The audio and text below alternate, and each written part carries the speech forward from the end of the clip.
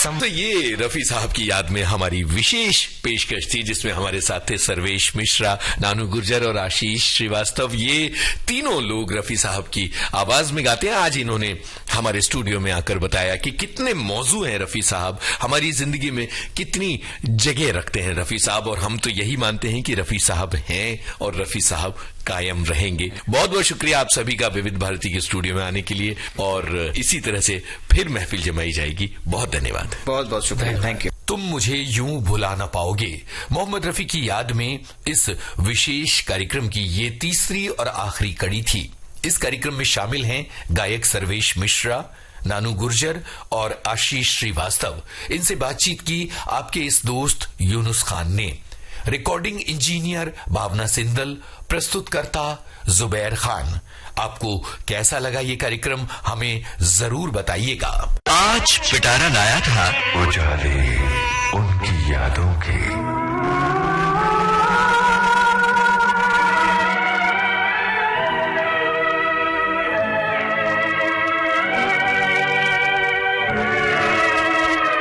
बाकी 6 दिन होते हैं 6 और मजेदार प्रोग्राम, यानी हर दिन सुनते रहिएगा पिटारा।